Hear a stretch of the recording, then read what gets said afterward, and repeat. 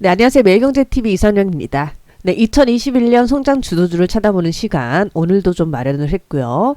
네, 오늘은 일단 이번 주 시황과 함께 이제 수소 슈퍼 위크를 맞이해서 우리가 또 주목해보면 좋을 만한 종목은 어떤 종목이 있는지 말씀을 드려보도록 하겠습니다. 네, 우선 시황 얘기부터 먼저 얘기를 드리면 일단 지난주는 또 지지난주에 있었던 잭슨홀 미팅 때 이제 파월 의장이 비둘기파적인 발언을 좀 하면서 네, 그 이후로 지금 외국인들이 3주 연속 순매도했다가 순매수세로 좀 전환들 좀 들어오는 분위기가 있었고요. 그래서 특히나 뭐 반도체 섹터 쪽에 좀 더 집중됐던 매도세가 진정이 되면서 반도체 섹터에는 지난주에 한 5천억 넘는 순매수도 좀 유입이 되는 점이 좀 긍정적인 분위기를 줬고, 또 투신도 코스피가 좀 저점을 찍고 반등하기 시작한 23일부터 해서 8거래일 연속에서 좀 순매수가 좀 들어왔기 때문에 이 지점에서 투신들 돈도 좀 들어오고, 또 지난주 외국인의 순매수가 반도체 업종에도 좀 들어오는 부분들이 있었다 보실 수가 있을 것 같네요. 네, 거기다가 이제 뭐 코스피도 상승은 상승이었지만 코스닥의 상승세가 좀 더 두드러졌고요. 그래서 코스닥은 거의 뭐 V자로 이렇게 좀 반등세로서 최근 이제 8월 달에 빠졌던 부분들을 거의 다 돌려 세우는 흐름들이 좀 나올 정도로 또 상승세가 펼쳐졌고, 특히나 이제 개별주 장세가 중소형주 단에서 계속 좀 이어지면서 개별주 장세에 따른 코스닥의 상승세가 조금 더 두드러진 흐름들이 최근 전개되고 있다 보실 수 있을 것 같네요. 네, 그래서 지금 10거래일 연속 지난주 상승세를 좀 보였고요. 그래서 종목별 장세 이어지고 있는데, 네, 이런 흐름들은 뭐 계속 좀 또 중소형주 위주로 한 강세장이 또 이어질 수 있는 부분이 있다 보셔야 될 것 같네요. 그리고 이제 코로나19 확진자 수를 봤을 때도 신규 확진자라던가 사망자 수도 좀 감소세를 띠고 있고요. 특히 이제 8월 26일 날 신규 확진자 수가 좀 정점을 기록하고 하강하는 부분들이 있고, 신규 사망자 수도 8월 23일 좀 정점을 지나면서 이제 좀 네, 이런 코로나 확산세가 좀 진정될 분위기들이 좀 나온다 보셔야 될 것 같고요. 그리고 이제 감염자 한 명이 바이러스를 옮기고 옮기는 환자 수가 이제 재생산율이라고 할 수 있는데, 요것도 좀 하락세가 나와서 네, 지금 글로벌 코로나19 확산세가 좀 진정되는 분위기를 주고 있다 보셔야 될 것 같네요. 네, 글로벌 1차 접종률이 지금 40%를 넘고 있다고 하고요. 그리고 이제 2차 접종률은 27%를 좀 도달하고 있어서 백신 접종률이 좀 높아지는 데 따라서 글로벌 코로나19 3차 유행도 이제 정점을 지나가고 있다라고 분석이 되고 있고요. 그리고 지금 이런 고용 지표나 이런 부분들이 시장 컨센서스에 좀 미치지 못한 부분들이 좀 나오고 있어서 지금 델타 변이 확산에 따라서 미국 경기에는 좀 부정적 영향의 우려가 있기도 하지만, 오히려 이런 또 이 글로벌 코로나19 확산세는 좀 정점을 지나면서 진정세를 보이는 가운데 지금 미국의 코로나19 신규 확진자 수는 좀 계속 좀 증가세는 나오고 있고요. 그래서 미국 코로나19 확산세는 이제 경기 회복을 좀 저해시키는 요인으로서 볼 수는 있겠지만, 하지만 이제 고용시장 회복이나 이런 부분들이 지금 미 연준의 통화 정책에는 상당히 좀 중요한 부분이 되기 때문에 오히려 이런 고용 시장이 좀 좋지 않다라는 내용은 네, 미국의 완화적인 통화 정책을 좀 지속시킬 가능성이 높은 점에서 오히려 시장에서는 좀 악재보다 또 이런 호재가 좀 되는 부분이 있다 보셔야 될 것 같네요. 네, 그래서 전거래일 뉴욕 증시가 일단 또 미국의 일자리 때 지표가 나왔는데, 네, 코로나19 델타 변이 확산에 따라서 지금 월스트리트 예상치를 크게 하회하는 수치가 나왔고요. 그래서 지금 고용시장 회복이 상당히 좀 급격하게 좀 둔화된 모습들이 좀 나와서 이런 부분에 따라서 일단 테이퍼링, 지금 자산 매입 축소 이런 부분들도 좀 연장이 될 수 있다라는 네, 내용이 나오고 있습니다. 그래서 연말에 시작할 수 있다라고 했는데 지금 아직 뭐 고용이나 이런 것들 회복도 안 되고 있는데 테이퍼링을 할 수가 없다, 이렇게 좀 얘기들도 좀 나오고 있고요. 그렇다면 이제 완화적 통화 정책 또 기조가 또 유지될 수가 있다라는 분위기가 되기 때문에 네, 이런 점은 또 시장에는 좀 긍정적 요인이 될 수 있지 않나 보셔야 될 것 같네요. 네, 여기다가 또 이외에 또 한국은 백신 접종률이 또 높아지고 있고요. 그래서 1차가 지금 57% 넘어서고 있고, 또 2차도 32% 정도 되면서 9월 추석 연휴 전후로도 일부 방역조치 완화 이런 부분들 좀 진행되는 부분들이 있고요. 그리고 이제 위드 코로나로 방역 체계 전환을 하면서 이제 사회적 거리두기 좀 더 완화할 수 있는 가능성이 있어서 이 위드 코로나 기대감 또 얘기가 나오고 있다 보셔야 될 것 같네요. 네, 그래서 10월부터 시작될 수 있는 요 기대감이 있기 때문에 역시 또 시장에 긍정적 영향을 줄 수 있는 내용으로 봐야 될 것 같고요. 그리고 이제 좀 모멘텀은 조금 부재한 부분들이 있다라고 보여지는데 아무래도 2분기 어닝 시즌이 종료된 부분들이 있고 거기다가 주요 경제지표 발표도 지금 월 초에 지금 나오는 것들 거의 일단락이 됐기 때문에 시장의 재료가 살짝 부재한 부분들이 있고요. 그리고 이번 주에 또 이 옵션 만기일 또 대기를 하고 있는 부분들이 있기 때문에 약간의 투자자들의 좀 관망세 흐름이 이번 주 좀 나올 수 있는 박스권 가능성은 있다 보셔야 될 것 같네요. 네, 하지만 또 이제 9월 14일 날 아이폰 13 공개가 예상이 되고 있고요. 그래서 4G에서 5G로의 교체 주기 등을 감안했을 때 판매량이 상당히 좀 양호할 가능성도 좀 높은 상황이고, 애플량의 휴대폰 부품주 관심주로서 좀 보실 수 있을 것 같고요. 또 여름 휴가에 복귀한 미국 하원의 1조 달러의 인프라 법안 표결도 좀 예정이 되고 있기 때문에 지금 강대역 통신 확충 항목으로 뭐 650억 달러가 좀 편성이 되고 있어서 통신 장비주들의 투심을 좀 자극할 만한 이벤트에 따른 또 관심도 좀 가져보실 수 있을 것 같고요. 그래서 5G 관련주들을 또 볼 수가 있겠고, 그리고 이제 이런 리오프닝 관련된 한국의 이제 이런 사회적 거리두기 완화나 또 위드 코로나 등 기대감이 있기 때문에 경제주기의 수혜주들 계속 좀 관심 있게 보셔야 될 것 같네요. 그리고 이제 휴대폰 아이폰 13 출시 이벤트 또 대기하는 부분들이 있고요. 그리고 이제 친환경 에너지 관련된 부분들도 봐야 되겠죠. 그래서 지금 수소이크 네, 이번 주부터 쭉 좀 내기들 나올 거니까 네, 관련된 종목들도 관심 있게 친환경 에너지 종목들 보셔야 될 것 같고, 특히나 수소차나 뭐 2차 전지라던가 뭐 태양광 관련된 기업들도 최근에 폴리실리콘 가격이 또 상승세로 뛰고 있으니까 이런 쪽도 계속 관심 있게 보셔야 되겠고요. 그리고 리오프닝 관련된 기업들, 뭐 유통주나 뭐 의류, 엔터주 등 계속 좀 관심 있게 보실 수 있을 것 같네요.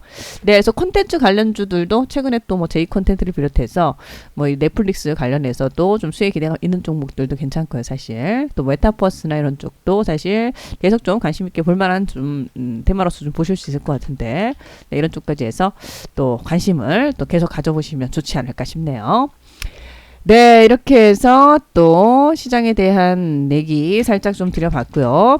그리고 이제 본격적으로 다시 한번 수소 슈퍼위크에 또 주목할 만한 종목에 대한 얘기 살짝 좀 드린다면, 네, 일단은 지금 수소 슈퍼위크가 지금 이번 주 시작이 되면서 지금 9월 7일부터 네, 11일 네, 수소 관련된 다양한 이벤트가 펼쳐진다라고 하고 있고요. 특히나 9월 7일에는 현대차 그룹의 하이드로젠 웨이브 행사를 좀 갖는다고 해서 이 현대차 그룹의 수소 비전을 좀 공개한다라고 하고 있고요.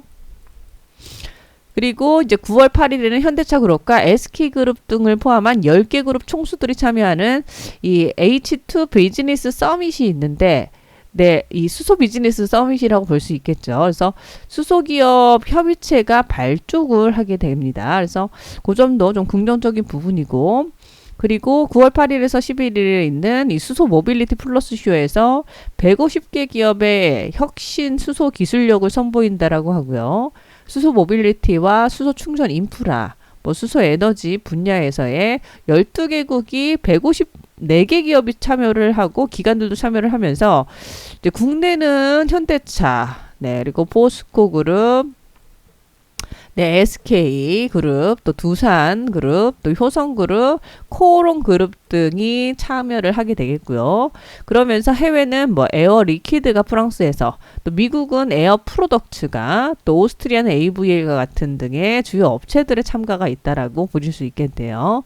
네, 그래서 2019년부터 이런 수소 관련된 정책들도 계속 쏟아져 나오고 있으면서 이제 수소 충전소나 어떤 수소 모빌리티 사업, 또 수소 발전 사업, 수소 생산 등의 여러 것들의 민간 투자도 좀 확대가 이미 되고 있으면서 본격적인 수소 개화기가 좀 시작되고 있다, 이렇게 보셔야 되겠고요. 그래서 지금 수소 산업 포함한 에너지 전환이 좀 시작되는 좀 과정에 있으면서 이런 또 전력 기기 업체들이 또 역할이 좀 지속 확대되고 수혜도 가능할 수 있다 보셔야 될 것 같고요. 특히 에너지 패러다임이 변하는 데 따라서 전력 기기 업체들 같은 경우는 이 신재생 에너지 발전원이 확대되는 데 따른 전력 기기 수요가 증가할 수밖에 없겠고요. 또 발전원 변동성이 큰 신재생의 경우는 전력 기기를 통한 어떤 안정성도 확보를 할 수가 있고, 네, 그리고 이제 전력기기 업체들의 수소 충전소와 함께 수소 연료전지 발전소 EPC라던가 풍력, 또 ESS 배터리 재활용이라던가 또 태양광, 또 전력 효율화 관련된 프로젝트와 같이 신에너지적인 부분과 관련해서 다양한 신사업을 직접 진출을 할 수 있기 때문에 네, 긍정적으로 보실 수가 있을 것 같네요. 네, 그러면서 일단은 이런 관련된 또 이 수소 기업 협의체에 있어서의 수소 사업 3대 핵심 분야는 일단 뭐 모빌리티와 인프라와 또 에너지 볼 수 있겠고요. 특히 이제 모빌리티 사업 쪽은 뭐 현대차가 수소차 수소 연료전지 시스템이고, 롯데케미칼이 수소차 수소 탱크 쪽, 한국조선해양이 수소 선박과 수소 탱크, 현대고세기가 수소 지게차, 코르긴더가 네 수소차 수소 연료전지 부품 쪽 한다라고 보실 수 있고요. 인프라 사업 쪽에는 하나에너지가 네 수소 연료 전지 발전소와 GS칼텍스가 수소 연료 전지 발전과 수소 충전소 쪽, 효성중공업, 롯데케미칼, SK에너지와 SK가스, 현대오일뱅크, 한국조선해양, 두산퓨얼셀도 이제 현대오일뱅크까지가 수소 충전소 이렇게 하고, 한국조선해양은 수소내 발전 설비 쪽이고요. 두산퓨얼셀은 이제 수소 연료전지 발전 쪽 이렇게 한다라고 보실 수 있을 것 같네요. 네, 그리고 이제 에너지로 봤을 때는 이제 수소 생산 판매 쪽 이쪽이면서 SKENS가 수소 생산 판매하고요. 포스코가 역시 또 롯데케미칼, 효성중공업, 현대오일뱅크도 같이 좀 하고 있다 보실 수 있을 것 같네요.